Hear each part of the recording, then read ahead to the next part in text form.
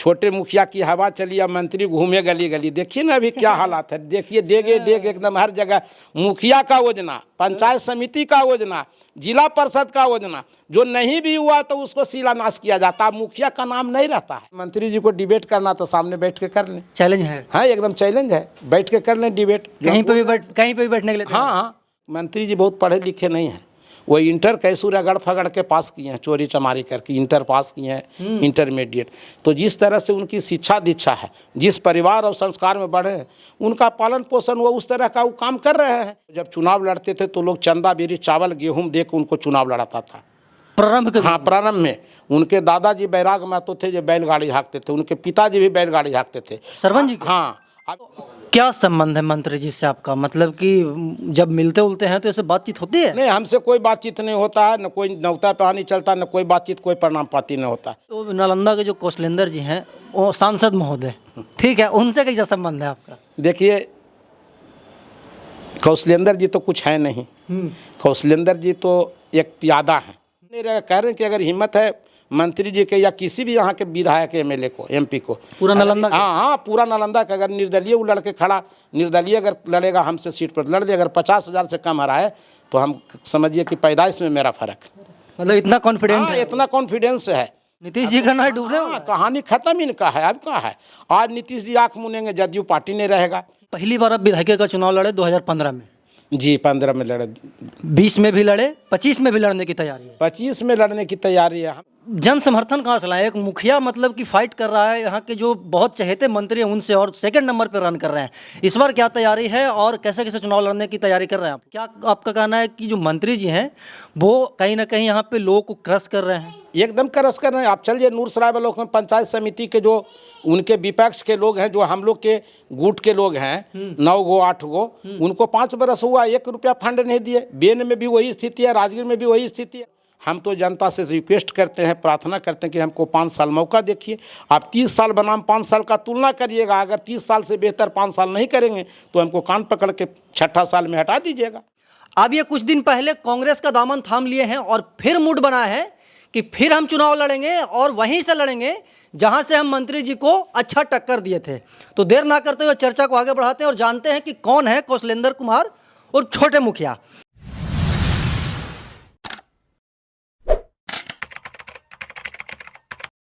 नमस्कार, प्रणाम, मैं अमित चौरसिया और आप देख रहे हैं नालंदा दस्तक। हमारी मौजूदगी है मुख्यमंत्री नीतीश कुमार के गृह जिला नालंदा में, और हमारे बगल में एक शख्स बैठे हुए हैं जो किसी परिचय के मोहताज नहीं है।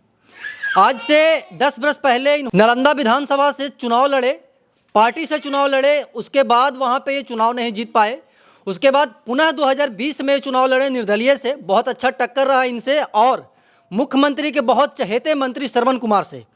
अब ये कुछ दिन पहले कांग्रेस का दामन थाम लिए हैं और फिर मूड बना है कि फिर हम चुनाव लड़ेंगे और वहीं से लड़ेंगे जहां से हम मंत्री जी को अच्छा टक्कर दिए थे। तो देर ना करते हुए चर्चा को आगे बढ़ाते हैं और जानते हैं कि कौन है कौशलेंद्र कुमार और छोटे मुखिया। सर, सबसे पहले स्वागत होगा मेरे चैनल पे। चलिए, आपको भी अमित चौरसिया जी स्वागत है। पहला सवाल यही होगा मुखिया जी कि कौन है कौशलेंद्र जी, कैसे कैसे राजनीतिक शुरुआत हुआ, और आप जब भी चुनाव लड़ते हैं तो नीतीश कुमार के बहुत चहेते मंत्री श्रवण कुमार के खिलाफ चुनाव लड़ते हैं, क्या तैयारी होती है? और पहला सवाल मेरा ये होगा कि बचपन से लेकर के अब तक का आपका राजनीतिक करियर कैसा रहा है?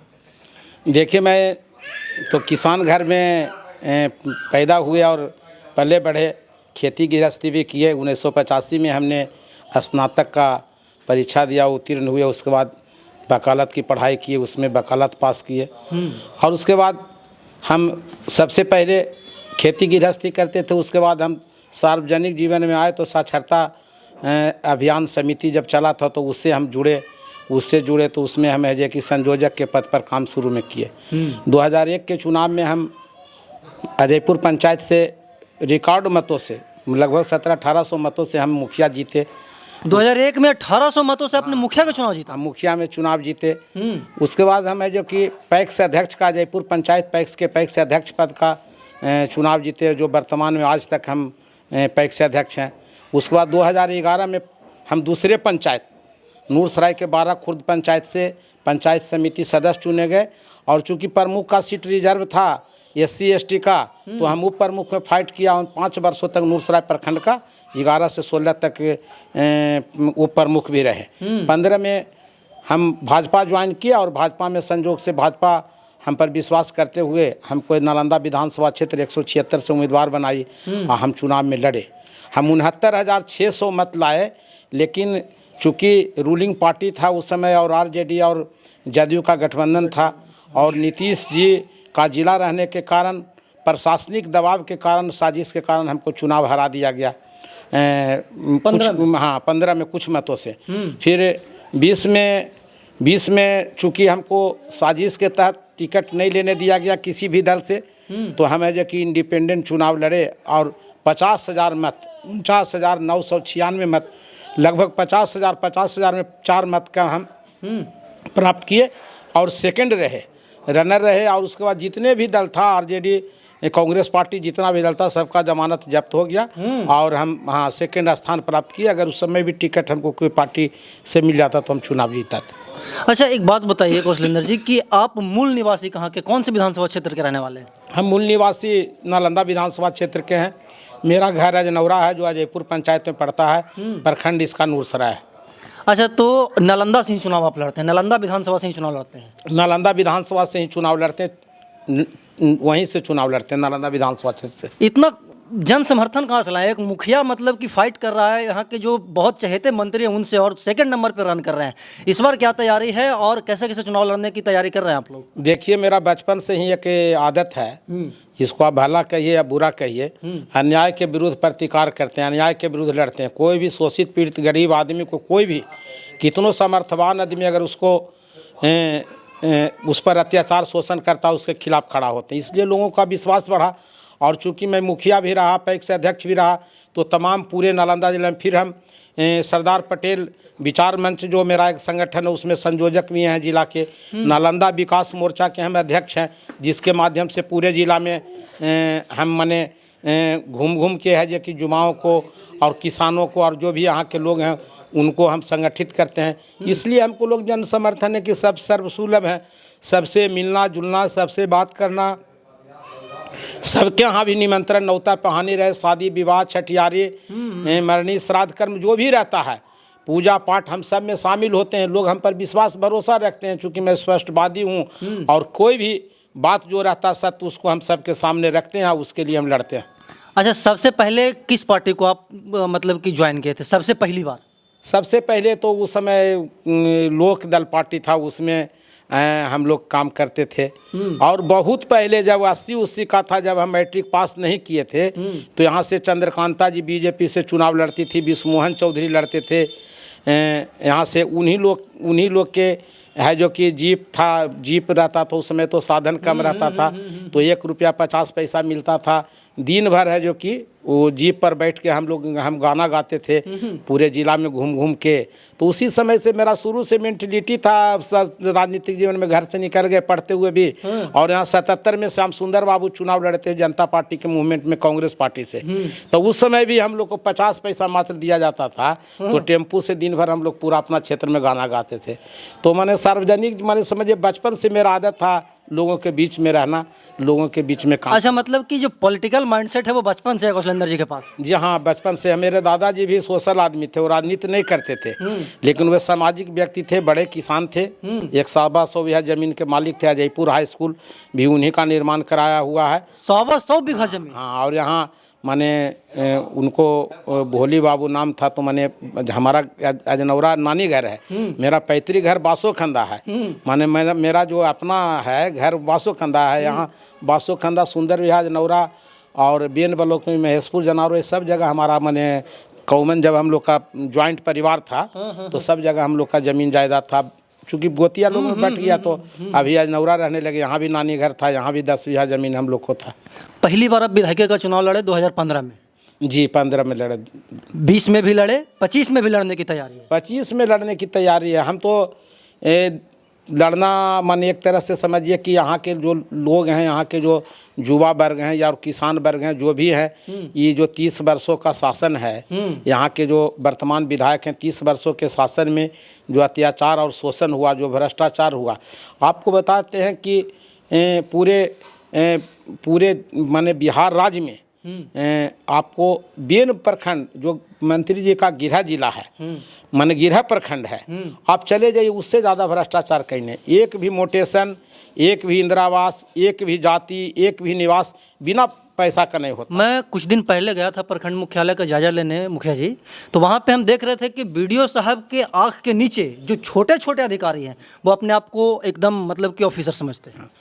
सही बात है आपको बोलना। देखिए, एक तरह से जो होता है ना कि सरकार के नीचे रह के एक समानांतर सरकार अपना गठन करना। यहाँ के जो विधायक हैं, मंत्री हैं, वो सरकार के नीचे एक समानांतर सरकार गठन किए हुए। उनका अपना सरकार। हाँ, और इंदिरावास हो या जो आपको बताते हैं 4 लाख रुपया दुर्घटना मिलता है, आप देखते हो कि सब मंत्री जी उसके घर पहुंचाते हैं। उसके पीछे भी एक बहुत बड़ा राज छिपा हुआ है। राज क्या छिपा हुआ है? वो है कि कोई भी जो दुर्घटना होता है तो सरकार का, बिहार गवर्नमेंट का जो नियम है कि 24 घंटा के अंदर वो वैसे लाभान्वित जिनके परिवार में दुर्घटना हुआ है उनको पैसा मिल जाना चाहिए 4 लाख। लेकिन ये क्या करते हैं, वो बीडीओ को और जो परिवहन पदाधिकारी या परिवहन पदाधिकारी क्या चले, सब ऑफिसर पर दबाव डालते हैं कि कोई पैसा उसको नहीं पहुँचाएगा। 4 महीना 6 महीना लेट होता है। इनका चमचा क्या है, उस पर प्रभावित परिवार के यहाँ जाता है और कहता है कि तुमको पैसा मिलेगा। यार, हम मंत्री जी से पैरवी करा के मंत्री जी के बुलवा के तुमको पैसा देंगे, और 6 महीना के अंदर उसे 50,000 1 लाख रुपया गछवाता है। फिर मंत्री जाते हैं, उसको देते हैं। लाभार्थी को तो लगता है हमको मंत्री चेक पहुंचाए, ये समझ में नहीं है कि ये 6 महीना पहले मिलना चाहिए चेक, जो 6 महीना बाद में मिलता है, और हमको बिना पैसा के मिलना चाहिए, जो इनका बीच में जो बिचौलिया पैसा ले लिया। अच्छा, इंटरव्यू के स्टार्टिंग में आप बोल रहे थे मुखिया जी कि नालंदा विधानसभा क्षेत्र को शोषण किया जा रहा है, दमन किया जा रहा है, मतलब कि यहाँ पे एक अलग समानांतर सरकार चलता है। तो क्या आपका कहना है कि जो मंत्री जी हैं वो कहीं ना कहीं यहाँ पे लोगों को क्रश कर रहे हैं? एकदम क्रश कर रहे हैं। आप चलिए नूरसराय ब्लॉक में पंचायत समिति के जो उनके विपक्ष के लोग हैं, जो हम लोग के गुट के लोग हैं, 9 गो 8 गो, उनको 5 बरस हुआ 1 रुपया फंड नहीं दिए। बेन में भी वही स्थिति है, राजगीर में भी वही स्थिति है। माने उनको कहना है कि मेरा अगर तू माने मेरे हमसे झुक गया या हमारे अंदर तुम काम करने लगा, तुम अपना मान सम्मान बेच के हम जो कह रहे हैं या हमको तुमको चुनाव में मदद करना है, तब तुम फंड के मालिक हो। तुमको जनता जिताया उससे कोई मतलब नहीं है, जनता से कोई मतलब नहीं। उनको कहना है कि मेरा आधिपत्य स्वीकार करो। अगर मेरा आधिपत्य स्वीकार कर लिया तो मनरेगा में पीओ को फ़ोन कर देंगे कि फलना जा रहा है, 10 लाख का काम बिना कागज़ पर करके दे दीजिएगा। तो इससे बड़ा प्रकाष्ठा क्या हो सकता है? सारा उनका आदमी इंदिरावास से लेकर सारा चीज़ में सीओ के यहाँ लग के सारा एक पैरेलल सरकार बना के लाखों करोड़ रुपया तहसील रहा है। सब कोई जानता है, हम कि पूरे बिहार जानता है।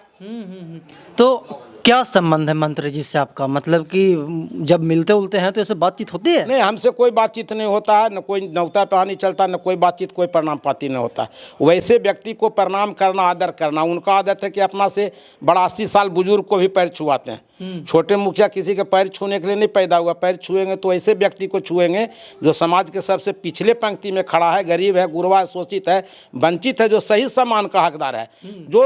जो शोषण करता है, जो लोगों को लूटने वाला है, इतना बड़ा पद पर के जाके अपने गरिमा को नहीं समझता है, अपने क्षेत्र में भ्रष्टाचार नहीं समाप्त किया, अपने प्रखंड गिरा प्रखंड अंचल और प्रखंड को ठीक नहीं किया, वैसे व्यक्ति को क्या सम्मान करना है, क्या प्रणाम पाती करना है? तो 2025 का चुनाव बहुत नज़दीक है मुखिया जी, क्या तैयारियां हैं और तो कांग्रेस का दामन थाम लिए हैं?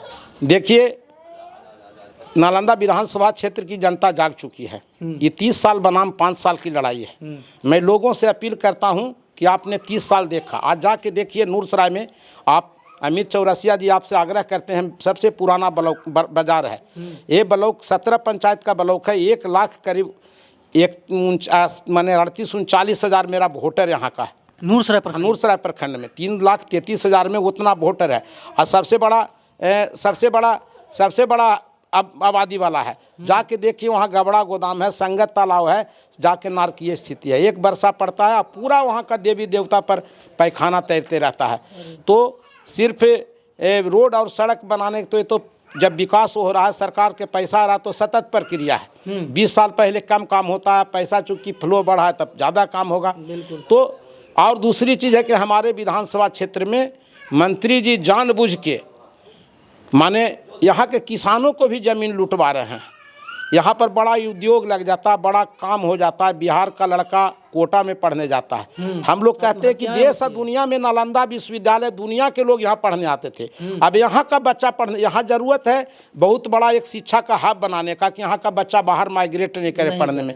यहाँ ज़रूरत है कि आलू और प्याज से प्रसंस्करण करके यहाँ के किसानों की आमदनी बढ़ाने का है। यहाँ ज़रूरत था पैमार और पंचाने नदी को सुदृढ़ीकरण करके उससे हम फल्गु का जो पानी है, उसके बाद जो हमारा झारखंड से नदी आता है, कोयल नदी वगैरह जो आता है, सोन नदी आता है, उससे पानी इसमें गिराया जाता है और इससे है कि पंचाने और पैमार में माने गर्मियों के दिन में भी पानी छोड़ा जाता ताकि यहाँ के किसान का फायदा होता। तो चूंकि देखिए मंत्री जी का इतिहास मैं जानता हूँ, सब कोई जानते हैं। वो जब चुनाव लड़ते थे तो लोग चंदा बीरी चावल गेहूँ दे के उनको चुनाव लड़ाता था प्रारंभ। हाँ, प्रारंभ में उनके दादाजी बैराग महतो थे जो बैलगाड़ी हाँकते थे, उनके पिताजी भी बैलगाड़ी हाँकते थे। सरपंच जी हाँ, अभी आप पता कर लीजिए कि ना उनको कम से कम 10,000 करोड़ से ज़्यादा का प्रॉपर्टी है। यहाँ के 5-6 कॉलेज को कब्जा किए हुए हैं। KST कॉलेज है, महाबोधि कॉलेज है, सोमरी कॉलेज है, ये कॉलेजों पर उनका आधिपत्य है। उनको लगता है कि जिस तरह से रावण का साम्राज्य एक बहुत बड़ा था, कि लंका का सोने का लंका था, मने नहीं ढहा था, उनको लगता था, रावण के मन में लगता था, इनको भी लगता कि मैं जो ये सोने का लंका बनाया हूँ लूट के, ये नहीं खत्म होगा। लेकिन एक बात आपको बताते हैं, आने वाला समय में ये अपने खुद भी नहीं रहेंगे, इनका सोने का लंका भी नहीं रहेगा, और जो लूट और अत्याचार और शोषण का इन्होंने माहौल बनाया और भ्रष्टाचार का जिला में नीतीश जी के बहुत करीब प्रिय हैं। लेकिन हम इतना बात कहना चाहते हैं कि मुख्यमंत्री जी के छत्र छाया में रह के जो इन्होंने तांडव मचाया है, लोगों के केस मुकदमा में फंसाना, माने जो पंचायत समिति मुखिया जीता है इनके पक्ष में नहीं रहता है, उनको माने 5 साल 1 रुपया का काम नहीं करने देना, तो ये सब चीज़ माने जो संविधान हमारा कहता है उसके विपरीत है। और ऐसा इतने बड़े पद पर हैं, हम उनको आदर करते हैं कि, और अभी हम उनसे आप प्रार्थना भी करते हैं कि ये सब जो काम कर रहे हैं उनको छोड़ देना चाहिए। जनता आपको 30 साल मौका दिया, आपने क्या किया नहीं किया यहाँ की जनता देख रही है। और हम तो जनता से रिक्वेस्ट करते हैं, प्रार्थना करते हैं कि हमको 5 साल मौका देखिए। आप 30 साल बनाम 5 साल का तुलना करिएगा, अगर 30 साल से बेहतर 5 साल नहीं करेंगे तो हमको कान पकड़ के 6ठा साल में हटा दीजिएगा। अच्छा, तो तैयारियाँ कुछ आपको 2025 के? तैयारी तो पूरा जनता तैयार है। तैयारी तो आप देखबे किए कि अगर हमको अगला 20 में भी अगर चुनाव में 20 के चुनाव में भी अगर हमको टिकट कांग्रेस दी होती तो हम 50,000 वोट लाए थे, 15,000 वोट से हम हारे और 17-18,000 गुंजन पटेल यहाँ के कांग्रेस का उम्मीदवार काट लिया। इस बार तो माले हमारा साथ है, इस बार मुकेश सहनी हमारे साथ हैं, इस बार भारतीय कम्युनिस्ट पार्टी हमारे साथ है, इस बार राष्ट्रीय जनता दल लालू जी की पार्टी ये कांग्रेस से गठबंधन है। तो इस समय तो पूरा मतलब समीकरण सेट कर लिया। इस बार तो कितनों करबा माई बाप तैयो न बचतो जान वाला कहानी है। इस बार तो कुछ होने वाला नहीं। देख लीजिए आप, छोटे मुखिया की हवा चली, अब मंत्री घूमे गली गली, देखिए ना अभी क्या हालात है। देखिए डेग एकदम हर जगह मुखिया का योजना, पंचायत समिति का योजना, जिला परिषद का योजना, जो नहीं भी हुआ तो उसको शिलान्यास किया जाता है। मुखिया का नाम नहीं रहता है, पंचायत समिति का नाम नहीं रहता है। माने फंड है विधायक, लेकिन इनको मुखियों के फंड इन्हीं को शिलान्यास उद्घाटन करना है, जिला परिषद भी इन्हीं को करना है। तो आप समझिए कि जिनका आत्मा मर गया है, जिनका वैचारिक सोच खत्म हो गया। चूँकि देखिए मंत्री जी बहुत पढ़े लिखे नहीं हैं, वो इंटर कैसू रगड़ फगड़ के पास किए हैं, चोरी चमारी करके इंटर पास किए हैं, इंटरमीडिएट। तो जिस तरह से उनकी शिक्षा दीक्षा है, जिस परिवार और संस्कार में बढ़े हैं, उनका पालन पोषण वो उस तरह का वो काम कर रहे हैं। ये तो नीतीश जी का जलवा है, नीतीश जी का कृपा जिला में है कि उनके छत्र छाया में बहुत लोग 25 साल 30 साल 35 साल से विधायक हैं। लेकिन अब जनता नालंदा की जाग चुकी है। इस बार वैसे छत्र छाया में जीने वाले, दूसरे के बल से कूदने वाले और वैसे लोगों का इस बार नालंदा की जनता पहचान चुकी है। और इस बार उन लोग को विश्राम देगा, छुट्टी देगा, और जो भी कुकृत्य पाप किए हैं वो सब उजागर होगा और आने वाला वक्त बताएगा। और नालंदा की धरती ऐतिहासिक धरती रही है। यहाँ दुनिया में संदेश यहाँ से गया है, चाहे शांति का संदेश हो, शिक्षा का संदेश हो, या चंद्रगुप्त महाराज थे, बड़े बड़े यहाँ का जो मगधपति जरासंध हुए, तो ऐसा भी संदेश गया कि दुनिया पर भी शासन मगध साम्राज्य की 3 हिस्सा जो हमारा इतिहास हो उसमें 3 हिस्सा समय पर किया है। तो मतलब कि इस बार जो आपके समर्थक हैं और कौशलेंद्र मुखिया हैं जो पूरा एकदम कॉन्फिडेंट है, एकदम कॉन्फिडेंट हैं। देखिए हम 2 बार चुनाव हारे, दोनों बार सजीश से हारे। पहला बार में तो यहाँ यहाँ के जो जीएसपी वगैरह थे 40-45 बूथ कब्जा करा लिए। उसके बाद मेरा नोटा का परसेंटेज 1-1.5% रहने, तो उसमें 5% चला गया 1 नंबर में रहने कारण। प्रिजाइडिंग अफसर ईवीएम मशीन को है जो कि 1 नंबर में ऊपर था, उसको घुमा दिया सब जगह। और जो हमारे मतदाता अनपढ़ लोग थे वो कन्फ्यूज हो गया कि 1 नंबर ऊपर है कि नीचे है। तो 6726 वोट चला गया था 15 में चुनाव में मतदाता। हम 2800 वोट से चुनाव हार गए। कुल्ला में 2800। हाँ, चुनाव तो हम दोनों चुनाव जनता के मत से नहीं हारे हैं, हम किसी के साजिश से हार रहे हैं, उसके षड्यंत्र से हार रहे हैं। उसका पैसा का परवाह, ठेला से लोग पैसा बांटता है। हम तो जनता के कहते हैं कि भैया ठेला से पैसा आप लीजिएगा तो 5 साल तो देख लिए, फिर आपसे तहसीलता है। ये वो खेत का रसीद कटाने की बारी आता है, एक परिमार्जन करने की बारी आता है, तो है ये कि पूरा एकदम सालों 10 साल का पसीना पैर से लेकर माथा तक चू जाता है। आप खुद गए हैं बेन ब्लॉक में, क्या स्थिति है देखते हैं। और हर जगह अरे अधिकारी तो इतना मनमौजी है कि अपने चैम्बर में बुलेट लगाते हैं। हाँ, तो वही तो कह रहे हैं कि आप सोचिए। तो एक बार जान लीजिए कि इस बार नालंदा में परिवर्तन होगा और इंडिया गठबंधन, महागठबंधन कई सीटों पर चूंकि एंटी इनकम्बेंसी भी काम कर रहा है। प्रत्येक विधानसभा में 25 साल 30 साल से लोग जमे हुए हैं और उनका अपना कुछ नहीं है। अगर हम जो बात रखें, कोई भी एक पब्लिक भी अगर मेरे बात को काट देगा तो हम राजनीतिक जीवन से संन्यास लेंगे। अगर जाँच होगा तो अगर इसकी सत्यता नहीं निकलेगा तो हम राजनीतिक जीवन से संन्यास ले लेंगे। ये नालंदा के जो कौशलेंद्र जी हैं, वो सांसद महोदय, ठीक है, उनसे कैसा संबंध है आपका? देखिए, कौशलेंद्र जी तो कुछ है नहीं। कौशलेंद्र जी तो एक प्यादा है कि ना। नीतीश जी उनको टिकट देते हैं और सरवन जी का बेगारी करते हैं। कौशलेंद्र? हाँ, और जो भी उनका अपना सोच नहीं है।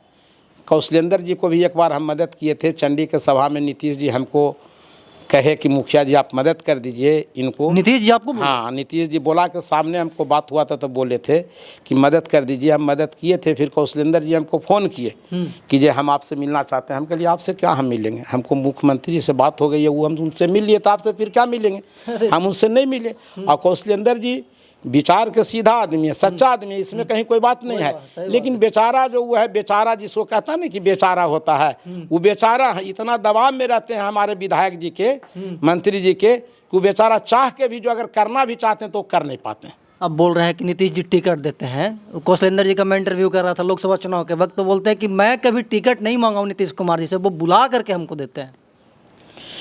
नीतीश जी इसलिए उनको टिकट देते हैं, जानते हैं कि कुर्मी में कोई इनका वजूद नहीं है और इनको टिकट देंगे तो भविष्य में कभी हमारा हानि नहीं पहुंचा सकते।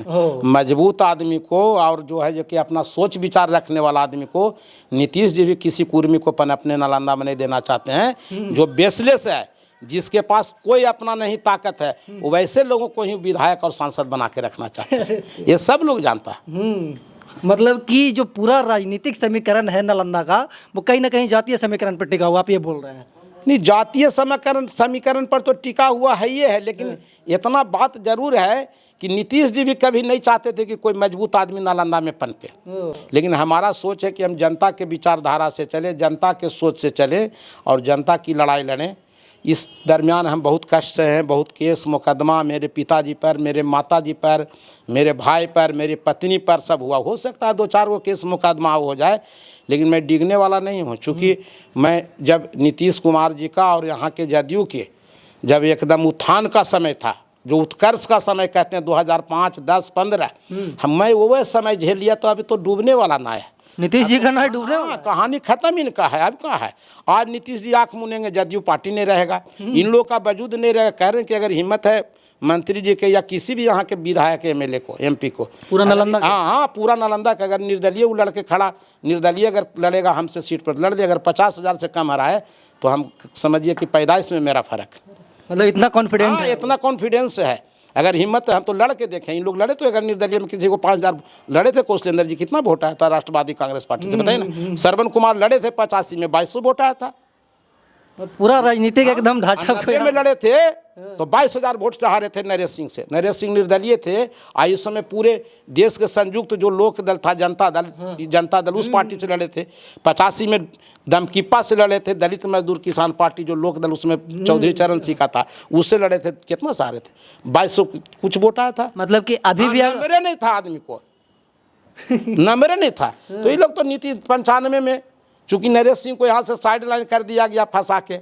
94 में समता का पार्टी का गठन हुआ, 95 में लड़े, इनको चांस मिल गया। एक और सवाल बताइएगा कौशलेंद्र जी कि छोटे मुखिया जी किन से राजनीति सीखते हैं?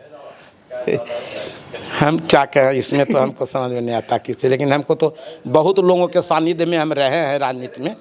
जैसे आपको मगनी लाल मंडल जी जो अभी प्रदेश अध्यक्ष हैं आरजेडी का, उनके सानिध्य में हम 15-16 साल रह के काम किए हैं, मानो उनके साथ रहे। एक आपके डॉक्टर सतीश जी हैं इस्लामपुर के गोमहर के, अच्छा, हाँ, उनके साथ भी हम रहे हैं। और हमारे बड़े भैया थे जो माने जेपी आंदोलन का मुख्य माने स्तंभ थे, भागलपुर जेल में रहे थे। तो चूंकि उनके रहने से हमारे घर में बड़े बड़े नेताओं का आना जाना रहता था, तो उन लोग को भी सानिध्य में रहे, वहीं से सीखे हैं। अच्छा, ये सब जो बात आरोप प्रत्यारोप लगा है मंत्री जी के ऊपर, कोई डर भय नहीं आपको? किससे डरना है? ईश्वर से डरना है, अपने कर्म से डरना है। हम तो हम क्यों डरेंगे मंत्री जी से? हम मंत्री जी के बारे में कोई गलत बात बोलेंगे तब ना। सब सही बात, हाँ, सत्य बात बोले हैं। अगर मंत्री जी को डिबेट करना तो सामने बैठ के कर लें। चैलेंज है? हाँ, एकदम चैलेंज है, बैठ के कर लें डिबेट। कहीं पे भी बैठने के लिए? हाँ हाँ। अगर उनको महाबोधि कॉलेज में 1 रुपया का ज़मीन उनका था कि वहाँ का केसरी जी का था, नालंदा में जो कपटिया के मुजफ्फरपुर के केसरी जी थे, उनका सारा दिया हुआ था। अब मजा ही मार रहे हैं। बहुत लंबी बातचीत हो गई है मुखिया जी, आखिरी सवाल आपसे होगा कि आपके जो तमाम जनता हैं, जो भी आपके समर्थक हैं, उनको क्या संदेश देना चाहेंगे मेरे चैनल के माध्यम से? देखिए, हम अपने समर्थकों को संदेश देना चाहेंगे कि हमेशा न्याय के पथ पर रहना चाहिए, और कैसे हम समाज को आगे बढ़ा सकें। जो मेरा संवैधानिक ढांचा है देश के अंदर, जो हमारे बाबा साहब भीमराव अंबेडकर साहब ने जो निर्माण किया है अपने देश को चलाने के लिए, उसके नियमों पर हम लोग को चलना चाहिए। और समाज में बहुत सा कुरीतियाँ भी हैं, आज भी है। अब तिलक दहेज है, अभी भी बहुत लोग को देखते हैं कि बाल विवाह कर लेते हैं। तो ऐसे अब राजा राम मोहन राय जैसे लोग पैदा हुए थे जिन्होंने बाल विवाह को ख़त्म किया था, विधवा विवाह को ख़त्म किया था। तो हम चाहेंगे कि समाज को अगर आगे बढ़ाना है, अच्छे दिशा में ले जाए। हाँ, अच्छे दिशा में ले जाए। और हमारा जो प्रतिद्वंदी है वो हमको जितना मानसिक या शारीरिक प्रताड़ना करे या आर्थिक प्रताड़ना करे, उससे हम लोग को घबराना नहीं है। हम लोग को है कि एक बेहतर नालंदा विधानसभा बनाना, एक बेहतर नालंदा, एक बेहतर बिहार, एक बेहतर हिंदुस्तान की परिकल्पना करना है। और हम लोग को सबकी चिंता करना है। जैसे कुछ लोग हुए तो कुछ लोगों की चिंता करते हैं, हम लोग को सब लोग को चिंता करना है और कमर कस लेना है। इस बार है जो 2025 का चुनाव है, जो निर्णायक चुनाव होगा, और इस चुनाव में हम चाहते हैं कि वैसे लोग जीत के आए जो लोगों की चिंता करते हैं, न कि अपने चिंता करते हैं। चलिए, तो हमारे बगल में कौशलेंद्र जी हैं और छोटे मुखिया जी हैं, जो कि हमारे हर एक सवाल का प्रमुखता से जवाब दे रहे हैं और ये बता रहे हैं कि 2025 का जो चुनाव है वो इस बार बहुत ही निर्णायक होने वाला है। बाकी अब देखने वाली बात होगी कि 2025 में नालंदा का सरताज किसके ऊपर होता है। कौशलेंद्र जी के बारे में क्या कहना चाहते हैं कमेंट बॉक्स में बताइएगा। धन्यवाद।